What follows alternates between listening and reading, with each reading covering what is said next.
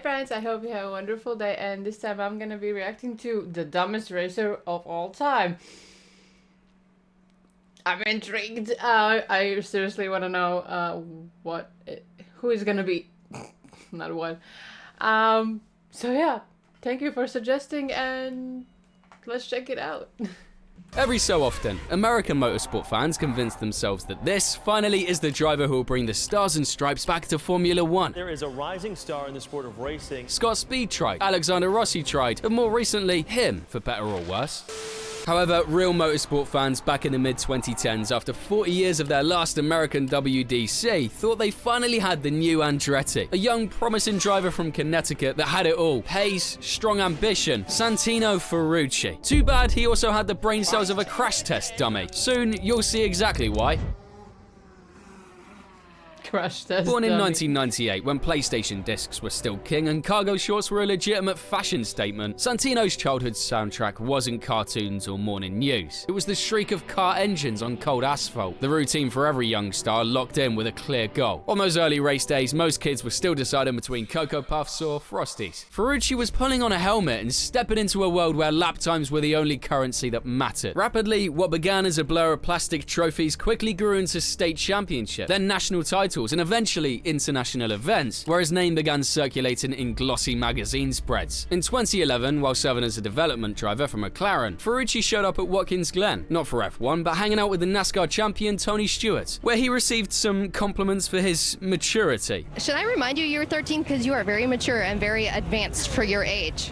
Thank you very much. At 14, he stepped into the SBF 2000 Winter Series and took 3 points from 10 stars. A statement from a driver who didn't even have a single hair on his chin yet. By the way, damn son, what a look. The following season, in the full F2000 Championship, Ferrucci stacked up 4 podiums and a pole position, which was just enough to put him on Europe's radar, making him look more promising every time. And no much longer, the call arrived. In 2014, he crossed the Atlantic to make his debut in the F3 European Championship. That year, pure hell. Future F1 stars, champions in the making, ghosts, and even Jesus himself, who practically handed him a one-way ticket to his own Via Crucis. Despite all this stacked against him, he managed an incredible result of P19. Yeah, I must say, I hoped for better too. Still, given his age and the fact it was his first full season competing an ocean away from home, it was a result that earned him the benefit of the doubt, and you can't deny his efforts. Bambino didn't just stick to one battlefield. He also took on British F3, where he became the youngest ever winner in series history. In German F3, he managed a podium, and at Macau, he crossed the line in 8th place. Sure, still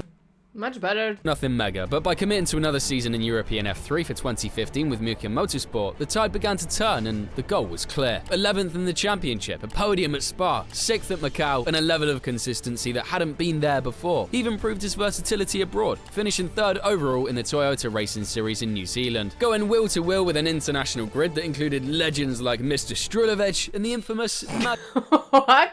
Strulovic? Why did you say that? As a spin. It was clear by the end of 2015, Bambino wasn't just an American. He was a proven multi-series race winner and podium finisher, and a driver climbing the ladder with the kind of momentum that made you think the top wasn't just possible, it was inevitable. Just like the fact that since you're enjoying this, you're gonna hit that subscribe button, right? Support me so I can keep bringing you stories like this. Next up was GP3, where things were about to get, well, let's just say, interesting. He joined Dams for their first season in this championship, a rookie in a team also finding its footing. And since the French squad had already been stacking trophies in other series, team boss Jean-Paul Duriot felt confident enough to say, "We've won in every category, we'll do it again." For a moment, it looked like everything fell into place and F1 was just a matter of time. Little did we know, he wanted to prove us wrong in the worst way possible. Just wait and see. That dream, yeah, it was already fading before it even began. You see a really poor start as well there for Santino Ferrucci. Got a terrible getaway. The season was all over the place. Flashes of hope, like a 3rd place in Spa, buried under weekends nobody remembered. Over the course of 8 rounds, Ferrucci ended up 12th in the championship. Sure, going wheel to wheel with Charles Leclerc, Alex Albon, and Alex Palou was never gonna be easy. But still, for someone sold as the great Santino, people expected more than one podium lost in a sea of script. And yet, something unexpected happened. That same year, Gene Haas secured his team's entry into F1, and eager to have an American American presence in the garage, named Ferrucci as Haas's development driver. For a country that had gone decades without a steady face in F1, the move made perfect PR sense. However, for those paying attention to the results sheet, it was a decision that raised more than a few eyebrows. Anyway, little guy stayed with Dams for the start of the 2017 GP3 season, but after just 3 rounds, the stats were mediocre, to say the least. His reward, making a sudden leap to F2. What? It was a huge I thought that you need to be really good to get higher. Okay. Jump. The competition was fiercer, the cars faster, the engineers savager. Get understeer as soon as I get close. Understeer. Stop crying in race. What can we do? Stop crying and race. Just please remember he is a kid. But so silly. Oh my god. Okay. I'll try. Monza, anti. Did he really cry? Stall. Santino Ferrucci from 9th on the grid has stalled. There he is. What's a shame for him. Look, he just said the first alpha meter. I have the punch. Perez, collision. Did he know how to drive? How to start a car? Oh, contact and into the gravel. There wasn't enough room and into the tyre barrier goes Santino Ferrucci. The rest, dog shit. The problem wasn't speed. It was the thing between the seat and the steering wheel. So, of course, the rising star effect was fading fast, and he could feel it. Others were still in the spotlight he had fought so hard to earn. Sooner or later, he was going to have to do something big. The kind of move that could either save the dream or blow it to pieces. And in true American fashion, he went all in. Let's be real, finishing 22nd in the standings is a quick way to make teams forget your name. But in racing, there's one thing even more memorable than talent. A wallet thick enough to stop a bullet. Ferrucci shoved his onto the table, and abracadabra, a 2018 full-time seat appeared, this time with Trident, sharing a garage with Arjun Maini. And no, this wasn't some paid driver teammate. The Indian had credentials, British F4 runner-up behind George Russell, GP3 race winner, and a guy who didn't mind throwing elbows when it counted. Trying to go around the outside. Maini isn't going to give up though. He knows that he's going to try and tough it out nice and early in the morning, and Maini refusing to give up the lead despite the fact. Cute. Wonderful wheel-to-wheel action for the lead here. Nice. But here comes Boccolacci again, and Maini going super defensive, but he's surely not going to be able to defend this time. No, he's still keeping his foot in. I can't believe these two are running so close. And contact between the pair of them there as Maini gets rude but not extreme, and somehow he's still got the lead with brilliant defensive driving. In short, he could drive. Unlike Ferrucci, who for every flash of speed had an even bigger flash of stupidity. In Baku, both Trident cars scored points. Maini in P5, Ferrucci right behind in P6. A few weeks later in France, Maini's race radio lit up with one of the most exasperated messages you'll ever hear. I swear, you guys don't support me at all. You can't do this to me, mate. I don't rate the championship anymore. Jeez. Yikes! Oh my god, I don't think I ever heard that someone is, like, anyone is so mad and sad and actually crying, not in a good way.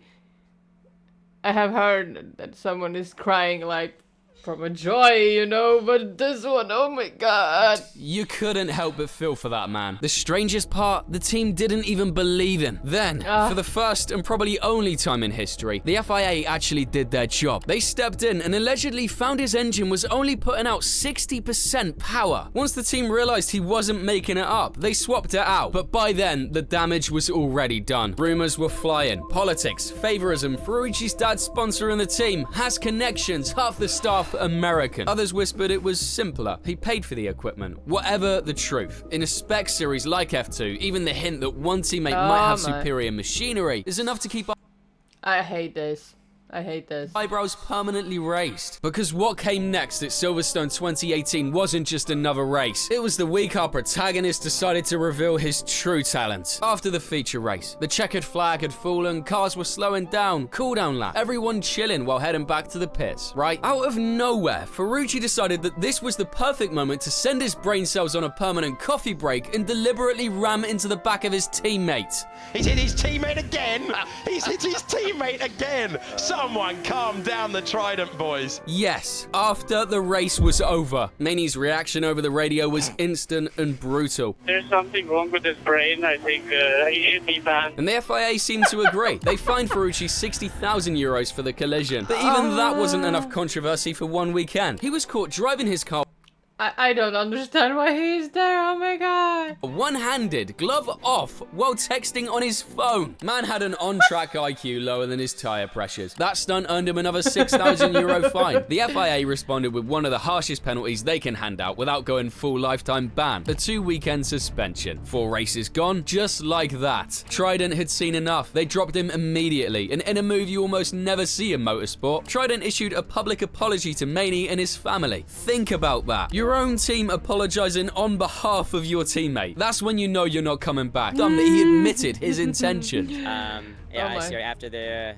checkered flag, I got behind him initially to show him I was pissed. And I wanted to put up a hand gesture. I had just thought, all right, go around. And when I went to go around, I clipped him.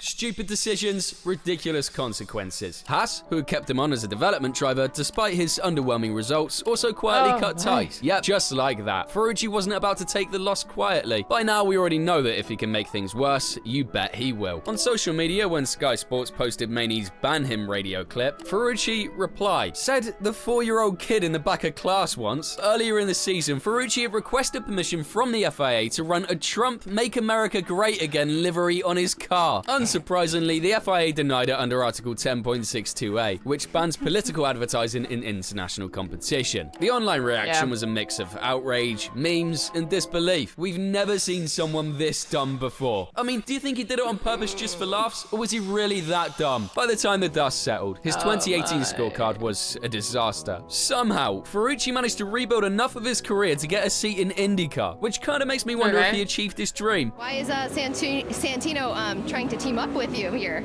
Well, he's my driver coach this week here. He was here when Lewis Hamilton and I did the seat swap a couple months ago and got to meet him here, and he's doing an awesome job. He's a development driver for McLaren. But in F2, his legacy is one of the most chaotic, self-inflicted implosions the series has ever seen. Ban in hand, ego intact, and somehow in a race suit, Ferrucci headed to IndyCar with all his old habits in the luggage. Oh. And to be fair, it kind of started that way. Throw me a beer. Look at that. It is. Can you do that? What the heck? Woo! In this post-F2 era, the Italian-American back in America actually looked like he found his lane. Podiums, solid points finishes, and flashes of a guy who could be a class above on his day. He was grinding, carrying some smaller teams to results they had no business sniffing. The dude had pace, and for a while, the chaos was low-key. No mid-race texting scandals, no in-race teammate feuds that needed a peace treaty, just racing. But this is Santino we're talking about. Of course, his true colors returned, the kind you remember just because he's a disaster. Oh my goodness, Santino Ferrucci launches inverted. Detroit 2024. Practice. What? How you didn't see it? What? 1. The air's thick with tension because street circuits are always sketchy. Walls everywhere, zero room for error, and every lap has to be clutch. Kyle Kirkwood's on a flyer, trying to nail a fast lap. And then, here comes Ferrucci. Just furious Ferrucci and calm Kirkwood. He turns into Kirkwood mid-lap. No space given. Complete nonsense. It's the kind of move Just scooch it over. that gets instant "what are you doing, bro" reactions from everyone watching. Kirkwood's lap, dead. Frustration, mega. Why this is giving me a stroll. Yikes. And Santino. Whoa. You turned into me. You turned into me. Yeah? Really? He's not exactly. Dude, go and watch. Dude, go and watch the clip. Just shut your mouth. Oh my god, I can't stand this. Exactly the cool down and talk later type. The two of them square up in the pits, and Ferrucci just shoves him. Not some gentle tap, a full two-handed push like we just switched channels to a hockey match. And if it wasn't enough to be in the spotlight, here's where it escalates from heated on-track moment to full PR nightmare. Out of nowhere, Ferrucci, in the most high school comeback possible, calls Colton Herta Kirkwood's boyfriend after backing up his teammate. So, and then his little boyfriend teammate over there did the same thing. Not exactly a masterclass in conflict resolution. Let's go with the media storm. The reporter just said, like, that he needs to be reminded that he is 13 years old. Now he looks still like a 13 years old. What? Now he really looks really immature. I'm not sure what is going on with this. Some calling him a menace, others defending him as a driver who sends it and drives the old-fashioned way. Then comes the apology, or what's supposed to be one, with the same taste of the apology to Maini. First, I just want to say sorry for what I said and how I acted to Kyle and towards Colton. They're great competitors. I stepped a little hot out of the car, and I love racing against them, man. It's good now. At the end of the day, Santino and chaos are synonyms. That's the thing about Ferrucci's IndyCar chapter. The performances can be exceptional, but the shadow of his reputation always seems to be lurking, with that F2 chapter being the biggest impact on his career. To his supporters, if there are any, he probably is a misunderstood talent. The kind of driver who thrives in chaos and just needs the right environment to shine. To rational people, he's a reckless liability with occasional flashes of brilliance. One thing's for sure, love him or hate him, it's impossible to ignore him. And that, for better or worse, might be the only consistent thing about Santino Ferrucci. However, if you thought this is as bad as a driver could be, nah, let me prove you wrong with this video you'll 100% like. And as always, thank you for watching. Hit by a safety car twice? What? What is that? Oh my. I didn't know this guy before. Yeah, I kind of understand why. But oh my god, seriously, he is giving me Stroll actions and everything. I can't. Okay,